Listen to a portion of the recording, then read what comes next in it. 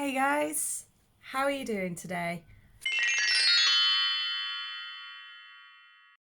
This video is kind of something that I alluded to in the past and is something that I've wanted to talk about but not in too much detail because until today I was only going by speculation and going by the what ifs, whereas as of today, I now have the formal answers. I have the ability to finally talk about this is and this is not. And the thing that I want to talk to you today is about ADHD. If you don't know what ADHD is, it stands for Attention Deficit Hyperactivity Disorder.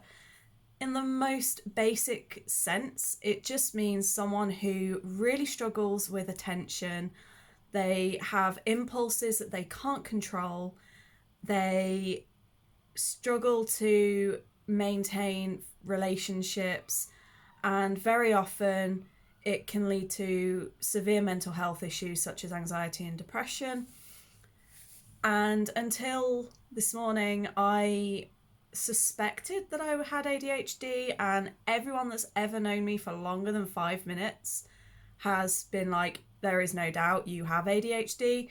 But there was this tiny little voice in the back of my head that was saying, you're wrong, you don't have ADHD, you are lazy, you are unmotivated, you have your head in the clouds, you are rude, you don't listen to people, you spend your money without thinking.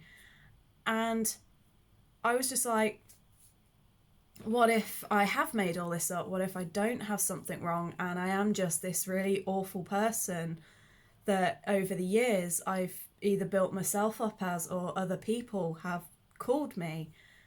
And then I got a phone call from Adhd 360, who are a private clinic that I've gone for my diagnosis for, because A, being female, and B, being over the age of 16 means that on the NHS you are looking at least a 3 to 5 year wait. And I was like, I know there's the argument that if I've had it undiagnosed and untreated for so long that maybe I can keep going like that. But then I was like, why should I have to? And as a trainee teacher, and I've studied a lot more detail into ADHD, autism, dyslexia, all of the spectrum disorders and a lot of the non-spectrum disorders and medical conditions that can affect a child. And I realised I really think I have ADHD, and it's bad enough that it affects every single tiny aspect of my life. Eating, it affects my sleeping, my relationships, it affects work, it affects how I think, it affects how I act, it reflects on my hobbies, my money, my everything. So I just want to break it down a little bit, talk about what it's like to have ADHD now that I know that I actually do have it, and give my perspective on how I've managed to cope for 29 years. And I say the word cope because in actual fact, I haven't been coping. I've been masking. I've been finding ways to just about function without giving away how much I'm affected. So the key thing here is I had my consultation today. I laid everything out. I gave them loads of background. I sent over my school reports. And they were like, within 10 minutes, Lisa, who is incredible, turned around to me and was like, you are absolute textbook ADHD in females. And then later on in the conversation, she was like, you could write a book on your experiences because you are so classic. And she was saying that reading through my reports and reading through my recollections of my experiences, that she got angry on my behalf and she was sad on my behalf. She was sad for me. She was angry at my teachers. She was angry at my family, because between all of the things that I listed combined with my school reports, somebody somewhere that was professional in the past 29 years should at some point have gone, something's not adding up here. This is a highly intelligent individual. I'm not bigging myself up there. As a child, I was top of my class, and I can prove that with reports and my stats and all of that. But this is a highly intelligent, highly engaged student who consistently doesn't do her homework, gets halfway through a project and gives up, gets demotivated at the drop of a hat, struggles to make friends, and whose exam grades very rarely reflect her classroom performance. But all of these things were there. And in one of my reports when I'm in year 3, so if you're not in the UK or if you're not aware of the age groups, year 3, I believe, is you are aged, oh God, I need to think about this. Age 7, 8? Roughly the 8 years old mark. It had so many of the things that say ADHD. It had that I don't pay attention to detail. It had that I struggle to maintain focus. It had that I was disruptive and all of these things. And it turned out that what it was, the reason I was so badly behaved in lessons and the reason I was so disruptive in my lessons was a typical trait of ADHD is getting an extreme interest in something and going out and you research everything. So we would start a new topic. For example, I remember we were studying ancient Greeks.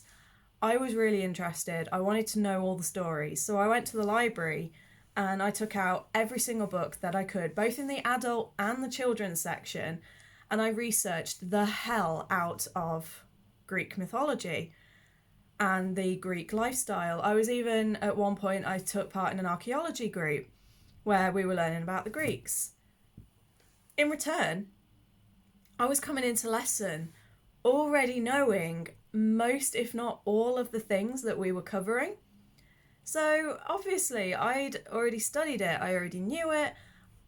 I didn't care what the teacher had to say because it was like, well, why am I listening to this when I already know it? So quite often my disruptiveness, it wasn't in that what you would expect, and quite often what people associate boys with ADHD to have, in that whole like getting up, running around, destroying things. That is not necessarily ADHD. It can be, but quite often it's not. When we talk about disruptive behaviors, we mean things like shouting out. So the teacher would be halfway through a sentence and I would shout out the answer, or I would be like, oh, miss, don't forget to add this, and don't forget that this is a thing as well. And even now, I am so bad at doing that. I think I drive people, including myself, insane because I am always so desperate to share. I am that kid and I am that person who in uni and even now in my teacher training on the Friday sessions, I'm that person who when they put their hand up, the rest of the class roll their eyes or groan because they're like, oh God, what are they going to say now? And it's not because I'm trying to show off and be like, hey, look what I know. It's because I'm so desperate, and that impulse to just tell people what I've done and what I've seen is so strong that I can't not. And I've done it before where I've challenged myself to go a whole lesson without doing that. Like, not put my hand up once, not speak out once. And quite honestly, it physically hurts. And I ended up with a really bad migraine from the strain of holding myself back. And that's where a lot of people with ADHD struggle. And it can get you into a lot of trouble, specifically when you get into arguments and fights with people and blurt out something that you know you should not have said. But where normal people, as I was told today, normal people have about a 10-second process between thought and speech. People with ADHD, there is none of that. You have maybe 2 seconds at most. So as your brain is telling you, you shouldn't say that, you're already saying it, and you're like, oh shit, shouldn't have said that. So that's just one of the areas where I've struggled. In exams, the reason I always underperformed in exams was because I would spend, in a 2-hour exam, I would spend at least 30, if not 45 minutes of this, just staring, looking around the room, getting distracted by a bird that flew outside the window, a door would open, I'd have to see what was going on. There was one time where I nearly got kicked out of one of my GCSE exams, which is a pretty big deal, because I was looking very blankly at the person next to me, like sat like this, just staring, not at anything, but they thought I was trying to see what they were writing to copy it. And I'm like, I did get a little bit arrogant, and I was like, I'm predicted like 4 grades higher than this person. They're predicted a D, I'm predicted an A. Why the hell would I need to copy their work? Which, yeah, didn't go down very well with the person. Even though they themselves admitted later that they knew it was true, but it was still not nice to hear. And eventually they kind of left me to it, but they were like, oh yeah, you can't just sit there and stare, you need to be writing. And I'm like, okay. So I think in the history of me taking exams, I've actually filled in every single question and not been scrabbling for time about twice. I've probably sat about 50 formal exams in my life, whether it be through uni, whether it be my course that I don't take any exams now, whether it be through uni, whether it be through school. I've taken about 50 tests, 50 exams. There's probably only been about 3 times where I've not got to the end of the exam and run out of time because I've spent so much time just staring out of windows and unable to bring myself into the questions. So that's always like really difficult. Focus is hard as hell. I struggle to focus on anything. The outtakes on a lot of these videos is where I will say or do something, or I'll notice like I'll have a bit of hair and I'll be sat there for like 10 minutes just like playing with it, trying to put my hair right. And then when I'm editing later, I'm like, oh my God, stop touching your face, stop moving things, stop.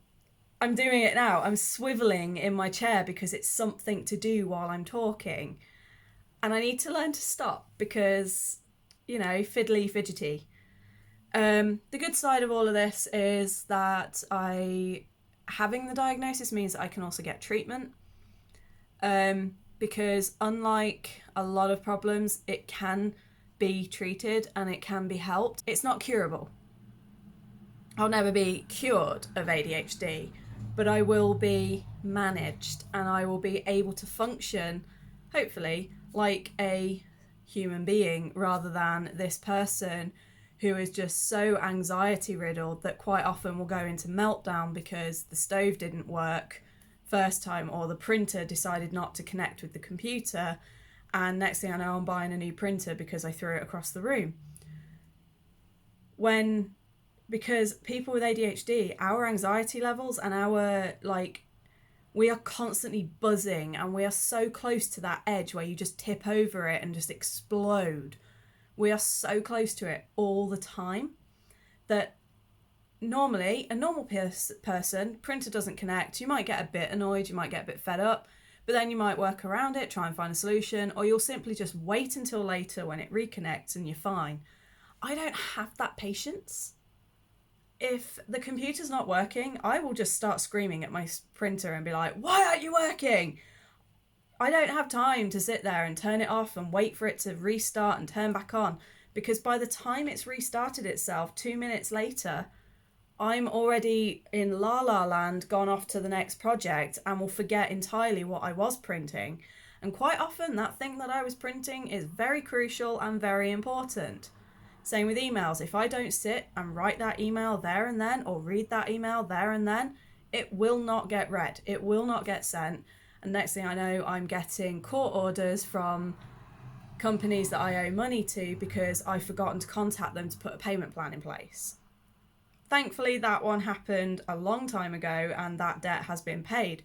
But again, money and impulsivity and not being able to manage yourself are all linked. Relationships, that's another big one. I struggle to maintain relationships. Not going to go into details, but, you know, things like sexual activity, that can fluctuate really badly. And for someone with ADHD to go from one extreme to the other, for them it's hard enough. But when you've also got a partner who might be expecting a certain thing or who would like a bit more stability and consistency, it can be really hard. Same with affection. I can go forever. I can go a week and not once hug my boyfriend. And for him, that's really hard because he really wants to hug me. But then I'll suddenly have another week where he cannot, like, I'll be like one of those kids that's holding on to the parent's leg as they're trying to walk. I will be that clingy. And he'll be like, what the hell is this? And it's easy to see why ADHD gets misdiagnosed, as it was with me, as bipolar. Because a lot of those fluctuations and that yo-yo mood and seesawing is very common in both. But with ADHD, it's also fueled by, you've got your anxiety, you've got that inability to regulate, etc. In terms of my treatment, they're trying me on a medication called Elvance. It's a stimulant, so I will have to kind of, reduce my intake of caffeine. I will have to think about the way that I eat, because currently I tend to not eat breakfast, and the first thing I will eat will be about 3 hours after waking up. And I've been told that with this medication, not only will I have to make myself eat breakfast, but there is a very high chance, if not an absolute guarantee, that my appetite will reduce due to the nature of this medication. So eating food with the tablet in the morning, and then I'm probably not going to want to eat until sort of 3-4 o'clock that afternoon, which quite honestly I'm happy with, and they've said that it will help me to stop snacking, because I didn't realise that binge eating can be linked with ADHD. For example, I bought a bag of sweets the other day, a bag like this with individually wrapped sweets. I said to myself, I'm going to have a few, put the bag away, not think about it. So took 5 out, I folded the bag over, put it on the seat next to me, ate my 5 sweets, and then an hour later that entire bag of sweets was gone. I felt incredibly sick, and I had a massive pile of wrappers next to me, but I genuinely did not remember reopening that bag and going back in, because that's part of that impulsivity, in that because I knew it was there, I had to have it. Instant gratification. So when people say to me like, oh, I break my chapters up and I read one chapter, have a chocolate bar, then do the next task, have something else. I can't do that, because if I know that I've got, say, a biscuit, a chocolate bar and some fruit waiting for me, I'll just sit and eat all of the snacks that are supposed to be rewards, because I have no restraint. And if I know they're there and if I have them in my field of vision, they will go into my belly. Just saying. It will help with that. Hopefully it'll stop me from snacking so much. I plan on trying to take more nutritious food with me to school to help keep me sustained through the day, because they have said even though I might not want to eat, I will have to eat. So I'm going to take food with me, eat my lunch, and then just work on having better dinners. Apparently it can help with sleep, which will be great, because at the minute I'm lucky if I go to bed before 4 o'clock in the morning, and I have effectively become a nocturnal creature, which I don't mind. I've always been quite nocturnal, but it's just nice to know now that there is a reason why. Apparently something like 70% of people with ADHD prefer to be up at night because it's quieter outside, there's less around to distract, and even just the stillness of the night, it just helps us to be more focused. And I was really glad to hear that, because I've always found my best time for productivity is actually just after Rob goes to bed. So he'll go to bed about 1 o'clock, I might go to bed about 4, but that 3 hours in between, that's when I get about 60 to 70% of my work done in any one day.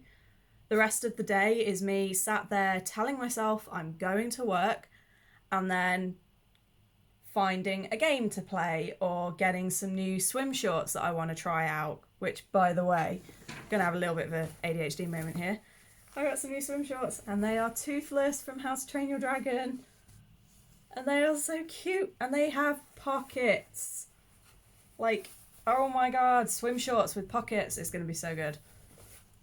Not that I'm going to get to use them for, like, till next year because Corona, but whatever. Right, so back on to my discussion. So yeah, start my medication. It should arrive tomorrow, which means Sunday I will be trying it. Editing Kirsty here. I've elected to not go on camera to talk because I currently have a giant ass towel wrapped around my head because none of our regular sized towels are big enough to contain all of my hair just after I've washed it. So yay me. Just a quick update on the medication situation.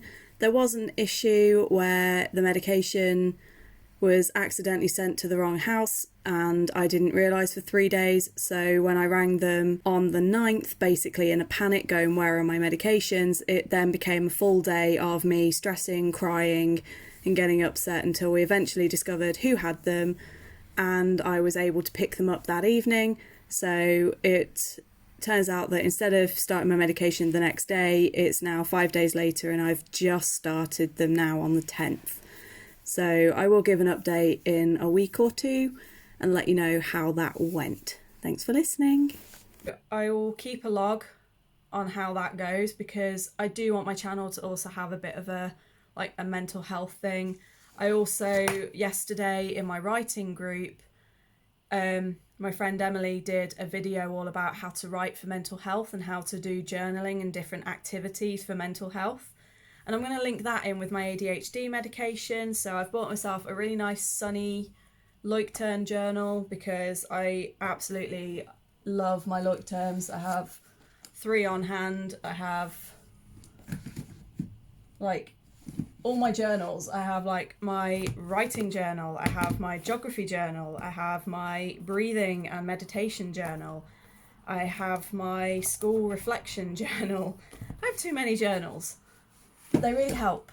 They genuinely do help. But this one in particular is aimed at every morning, just as I wake up, write down what thoughts I've got. Every couple of weeks, it will have an activity in there to do, either a memory prompt or just a little ADHD review, things like that, just to help me keep on track of where I am mentally, as well as where my medication is at. So yeah, I finally have my update. I finally have my diagnosis. I forgot to say at the start of the video, I was diagnosed with ADHD combined type. So usually with ADHD, most people will have either inattentive type or hyperactivity type. Inattentive is more the one where it's you struggle to get onto tasks, you struggle to focus, you struggle with get accused of being a daydreamer and always being spacey and listening to someone talk and you're nodding and agreeing and then you're wait, I actually don't know what they've just said. And then hyperactivity is usually that really high impulsivity, so spending money when you shouldn't be, not stopping yourself from saying something that you shouldn't, and all of that. And so yeah, the fact that I've been diagnosed with having combined type, which means that I am equal parts of both, is, yeah, that just makes my life even harder because I have 2 sets of things to try and manage rather than just one. So yeah, that's fun. But with the right support, with the medication, and I'm also hoping to get onto a couple of courses to help me manage my symptoms, it's just nice because even though I've known for about 2 years now that I have ADHD and I've put things in place, I have tried to get my symptoms under control, but it's been really hard. And without having that, I said to Rob earlier, I feel like I'm validated. All those times as a child that I was told that I'm not working to my potential, that I'm lazy, that I'm unproductive, that I'm never going to amount to anything. Even 2 weeks ago, a family member of mine said to me that they never thought I was going to go anywhere in life because I've always jumped from job to job and relationship to relationship and never really stopped still in one place long enough to actually settle. And so now I'm actually a teacher. I've had a relationship for 3 years. I've lived in the same house now for 3 years, which is insane for me because if I've lived somewhere for a year, I'm ready to go. And as much as I would love to move, I'm also kind of settled for the first time ever. And just hearing a professional say to me, you have ADHD, I got off that call and I just, those kind of sobs where you cannot breathe and your whole body shakes and you just can't think of anything but the fact that you are sobbing. That is what I went through. And for about, even now I keep catching myself, and for about 4 hours afterwards, every few minutes I would alternate between laughing hysterically and giggling like a mad woman to starting to cry again. And it's just that overwhelming relief and knowledge that, and in a way it was anger, that all those times I've been put down, all those times that I've been treated like I'm not good enough, and I've tried to say to people, oh my God, I'm going to get emotional. I've said to people over and over again that I'm doing my best, I'm trying, I can't help it, it's not something I can control. And they've just gone, nah, either you're lying, or no, you're making excuses. And all those times, and that little girl who could have done so much more at school and could have been so much better, and didn't give up on 2 master's degrees because she couldn't cope, and didn't fail her A-levels because she couldn't deal with the workload. To all of those people that said and did those things, to all of the people, including myself, that put myself down, I can now turn to them and say, I was right. I would never go, you're wrong, I'm right, ha ha. But I can just say, all those times I told you that I couldn't physically do that thing because I just did not know how. Here's the paperwork, here's the proof to tell you that I did not know. I did not have that ability.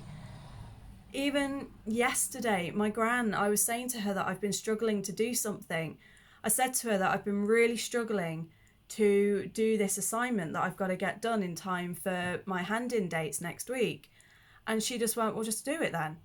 And I went, how? And she was like, well, write a list, break it down. Like, yes, I've done that. She went, well, then just pick the first one and do it. And like, the thing is, your brain is like a computer that has all of its connections. I think I used the switchboard. So, you know, the old style switchboards like from Fabulous Mrs. Maisel, where they're like, a phone call comes in and then you've got to move the cables around to plug in to connect them to other people. I was saying to her that her brain is like a really well working one. The phone call comes in, aka the project. Your brain goes, okay, so we're going to plug that bit into there to do that. We're going to plug that into there to do that. It all goes nice and smoothly, and all of those calls and connections work. For me, I can't do that. Sometimes that phone call doesn't even get to me. Then there are other times the phone call gets to me, but all of the cables are in the wrong place. They're tangled up. Some of them are even randomly, as you go to follow it, it's just being snipped, and it's like, well, where does that go? And it's impossible for that to all come together, because without having the tools and without having, in some ways, the medication will start to help rebuild those blocks and start to untangle those wires. And then with the other support, such as things like therapy and courses, and just my own changing the way that I do things, eventually I will never be perfect. My brain will always struggle, but it will slow down enough and it will untangle itself enough that some of those connections will start to go through. And eventually more of those connections will go through until I've got a mostly functioning mind, rather than this tangled up mess where nothing goes anywhere that I've got right now. If people want me to, I will do another video that, instead of focusing on where I'm at now and what I'm going to do going forward, I will instead focus on all of those things that were missed, all of those signs, things like setting fire to things like smallish vandalism, things like being unfocused and stuff like that, not making friends, all of this. I am more than happy to do a video that goes into all of that. So if you yourself are a female who thinks you might have ADHD but you're not sure, or if you know somebody or maybe have a daughter and you're not quite sure, you could watch and have a look at me from age 3 all the way up to, I'll probably stop it just before I started this course. So you're looking at 24, 25 years worth of evidence. then I will do that if there is a demand for it. Similarly, I will be doing this video. I will be doing a video in a couple of weeks after I've started my medication, and then I'm going to look at what my goals are and how I'm going to achieve those. All in all, I'm not going to ramble all the time about ADHD. It won't come up all the time, but it is something that is so central to who I am and why I am, I guess, that I just felt it was important to talk about. I thought it would be great for me to actually voice some of those feelings that I've been having and kind of try and channel some of that energy that I've had bubbling inside of me all day, because Rob's not home and I need to sort of talk to someone, and I thought, hey, my camera's a good idea. So yeah, if you made it through that, thank you so much. Please let me know in the comments what you think.